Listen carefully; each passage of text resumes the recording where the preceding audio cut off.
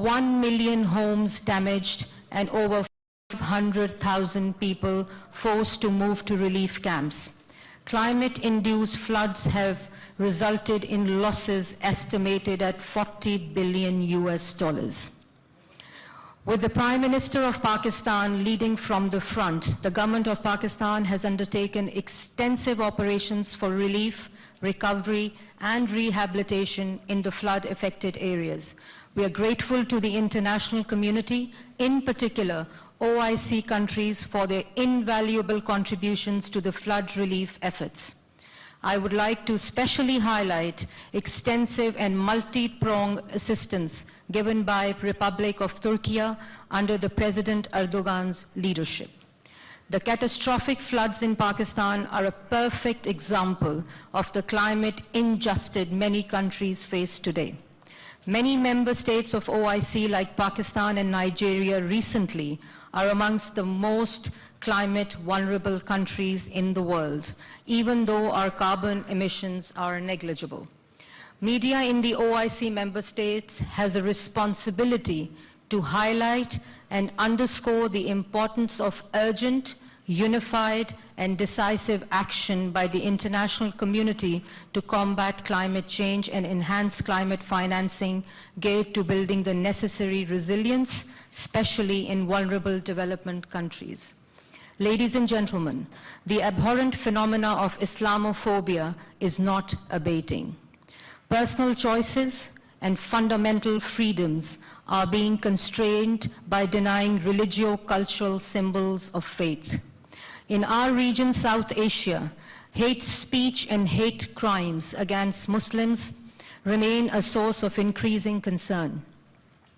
Despite our efforts to the contrary, there has been a constant rise manifested in mob lynching, pre-planned communal riots, and negative portrayal in electronic and social media in India. We must intensify our efforts to combat Islamophobia.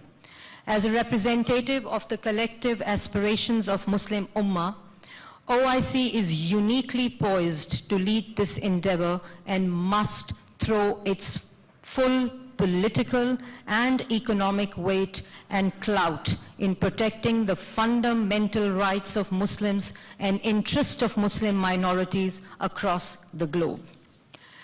In this respect, let me put forward a few observations and recommendations. Information colonialism has to be fought, and a new independent information regime has to be established. It is the deliberate use of instruments of information control that define perceptions about Islam and Muslims. Many Muslim countries now have independent media which has made inroads into people's mind about stereotyped image of Islam. But more needs to be done in terms of creating information synergies among the Muslim states. The Muslim states also have to look within and tackle those currents and trends at home that feed misperceptions about Islam and the Muslim societies. More democracy, more public participation, more inclusivity, and focus on freedom of speech that is culturally sensitive and internationally projectable should be our goal to tackle the motivated misrepresentation. We must fight fake news with real news, fight bots with real people's aspirations, and fight trolls with polls.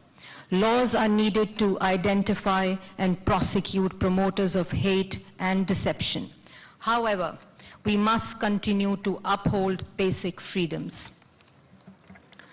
We must capitalize on the momentum generated by the adoption of UN General Assembly resolution designating 15th March as International Day to Combat Islamophobia.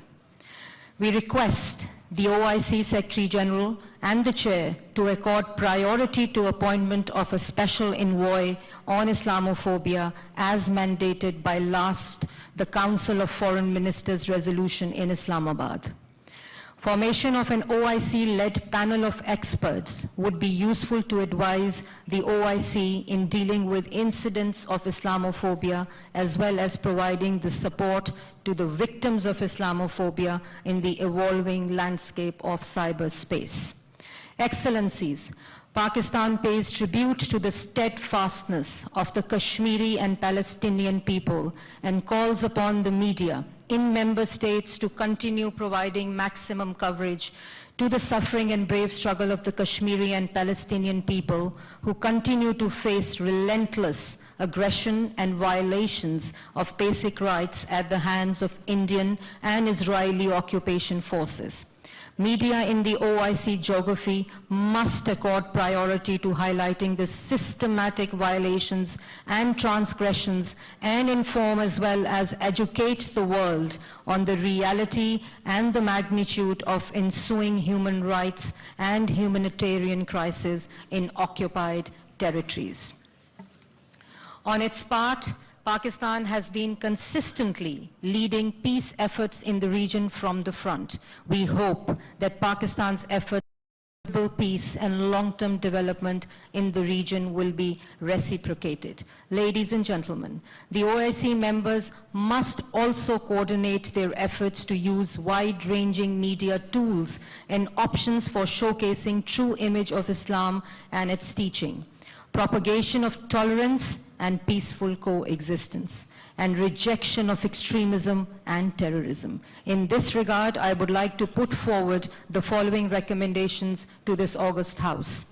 We would establish strategic partnerships among media organizations in the OIC member states. We should establish joint Islamic media action institutions for propagation of Islamic values like tolerance and for the projection of disinformation in the true spirit of Islamic solidarity.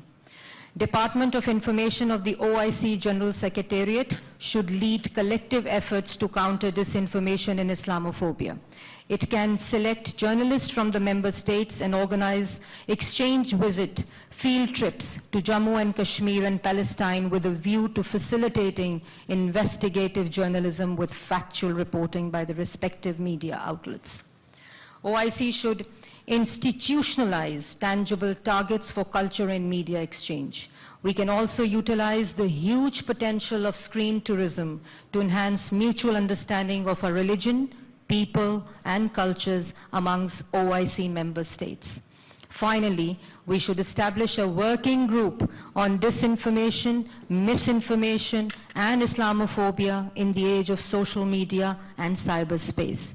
The working group may work in an intersessional mode with the objective of sharing experiences, lesson learned, and case studies. The platform could also be used for standard setting by best practices and legislation across the OIC member states. Pakistan offers to host the first meeting of the working group as recommended above. I would like to conclude by saying that I am confident that constructive deliberations during this session will contribute meaningfully to our collective effort to counter disinformation and Islamophobia, and enhance our mutual cooperation to ensure we can squarely and effectively address these challenges. I thank you all. वज़ीर इत्तलात मरियम औरंगज़ेब का OIC वज़राए इत्तलात इजलास से खिताब आपने मुलाहिज़ा किया। अपने खिताब में उन्होंने पाकिस्तान की जानिब से इस्लामोफोबिया, फेक न्यूज़ और दीगर मसाइल से निमटने के लिए तजावीज़ पेश की। उनका कहना था कि इज्तिमाई ताउन से मुस्लिम उम्मा के मफादात का तहफ़्फ़ुज़ मुमकिन है, मुनाफ़रत की रोकथाम और बुनियादी आज़ादियों का तहफ़्फ़ुज़ यकीनी बनाना होगा। पाकिस्तान टेलीविज़न न्यूज़ से अब तक के लिए इतना ही।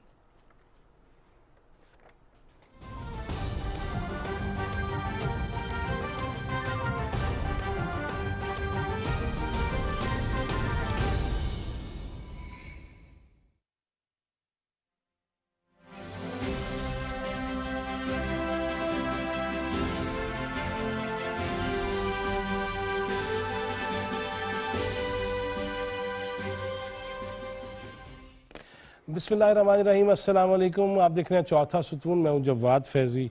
नाज़रीन, वो जो कहते थे ना कि छड़ांगा नहीं और सारे ही मुजरिम हैं, सारे ही NRO लेते हैं, सारे ही बड़े चोर उचक्के हैं, वो खुद कल से मेरा ख्याल है मुंह छुपा ही रहे होंगे, लेकिन प्रेस कॉन्फ्रेंस भी कर डाली और कहा कि मैं फिर लॉन्ग मार्च करूंगा, जुमे को ऐलान कर दूंगा।